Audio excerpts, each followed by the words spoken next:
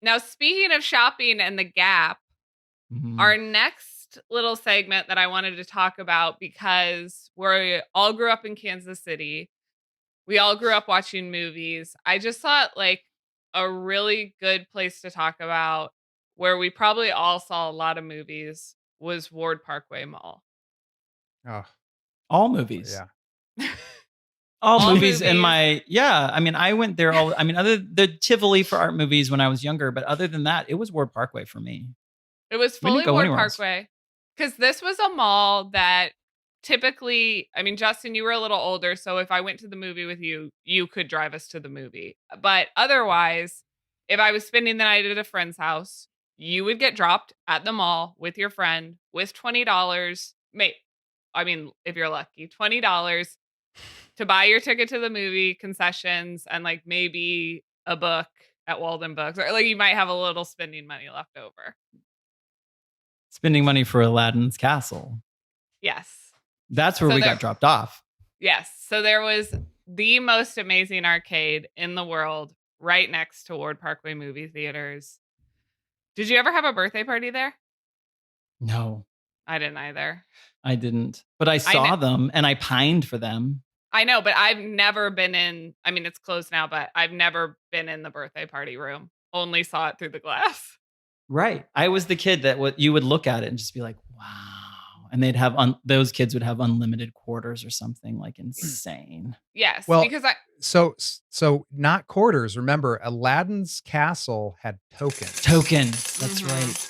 Right. And so that's right. I wanted to talk about the tokens. I'm going to let you finish, but Beyonce had one of the best videos of all time. Wasn't it inside of Ward Parkway? Why did you like walked into the entrance for the theater? Okay. Yeah. Okay. Yeah. It was just like right there. You walk there, right there. And then around the corner was, Yes. Yeah. And it was, wait, what was I going to say about it?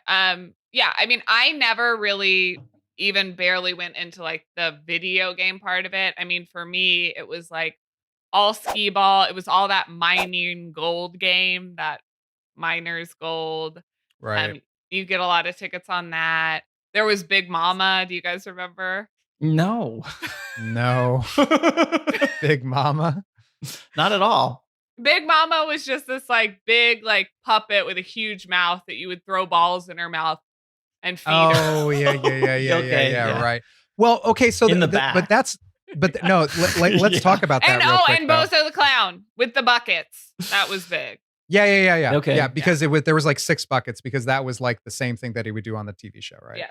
Right. Okay, but a little bit of like gender difference here, okay? Mm-hmm. When you would go into Aladdin's castle, what would you make a beeline for? Was it Big Mama? Was it Bozo? Did you play video games? Did you like care about the video games? I didn't care about the big video games. I cared about Bozo, Papa Shot, Skee Ball. And then once they got the game where you follow the light and then you hit it and you try to time it, like maybe you can like win a prize. 100 tickets. Once that came along, it was that game. Right. Oh, right. Because it would do this, and you just had to like hit it, and like you had to get like the top and catch the moment. Right. Yes. So you wanted to basically go into Aladdin's castle and come out with some gear, right? Yeah. Okay. So I obviously played video games, right? But at a certain, like, I'm not really a gamer, right? So I definitely gravitated towards the stuff because I'm like, if I'm going to, spend some money, I want to get some shit back, right? The gear inside of these video game palaces, the tickets, how many tickets you would need, how much money you would have to spend. Like, I'm sure I did the math at some point, but like, a remote controlled car probably cost like the equivalent of like $2,000 in these fucking tickets. Yeah. Nobody ever bought that. Nobody's ever won it. Nobody. Yeah. Like somebody was just like, no, you are not going to spend that much money. Cause it was like 100,000 tickets or something crazy. right? Yeah. But like, do you remember the gear that you would get? Do you remember the type of stuff that you would get? Like when you would go in and like cash in your tickets? I remember thinking about those huge items. I feel like they did that deliberately to incite dreams inside children's minds. They knew it wasn't even possible. And I would see that and be like, maybe someday that'll be me. But you couldn't even buy enough tokens to do it. Really? Yeah. Like how were you impossible. going to win that much? It was like, you would have had to be like gimmick. And also you had to be a kid who was also like very disciplined, who could also leave without turning in their tickets and go home and save them, which was like multiple not days. happening. Yeah, multiple visits. So the most I ever walked out of there with was like 3, like Smarties packs, probably like a ring, I was gonna splat say ring. hand. I mean, just garbage, just a bouncy ball. Just garbage and or candy, right? Like that was a nice feature, right? They had candy, right? But mostly garbage. And like you would add it all up and you just spend $20,000 or $20 for like something that probably cost 20 cents. But this was the thing. But you still kind of loved it though, right? I mean, like you still think that you think that you accomplished something by like doing that. Right? Like you got more of your money out of it. Yes. And just like try to find me an arcade with a better name. In my opinion, Aladdin's Castle is like perfect. It's perfect. It was perfect. I waxed nostalgic on it, and like I was never a gamer either, Justin. And I think I was more of a voyeur than an actual like player on any of these games. I would go in and I would oogle and ogle over somebody who was really good. And you know how the kids would like gather around somebody who was like getting the high score and like getting the tickets.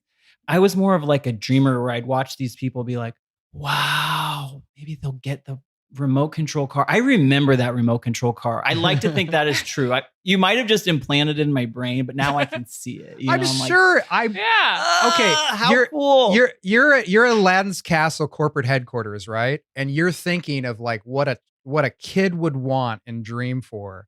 That's a remote control car. I guarantee you that was there. Guarantee it, right? Like that was 200. I'm not implanting anything, like you saw it. You saw it. I did. I can't even remember because it only happened one night only, but at some point when I was doing when I was part of the Groundlings and I was like trying out a new sketch one night and it was based on Aladdin's Castle and I was playing some like older woman who was like cashing in some kids' tickets or something. And I wanted the set. It was like really prop heavy because I was like, I want to have all baskets of all that shit, all the candy, all the like I'd ordered all of that stuff like in bulk. So I had these like baskets that were this big full of all that shit. And I was walking out in the dark, because we get this stage set in the dark with all of those baskets. And I was trying to put them on whatever my like countertop was. And in the dark, I spilled everything. And oh my God. Probably like 500 just little tchotchkes scattered everywhere. Ugh. And the stage manager would always check and be like, are you set? And you was just kind of like they. And I remember I whispered to him, I was like, I dropped all of it. So usually those little scene changes, the guys are so fast, so it's supposed to, and I'm sure he even offered like, do you want me to help carry one of those 20 little baskets full of shit? And I was like, no, I got it. And usually they could like change over a set in like 30 seconds, and I think that scene change was probably 3 minutes. And then the sketch, so like we got everything back in the baskets, we reset it, and then the sketch bombed so bad. It was just horrible.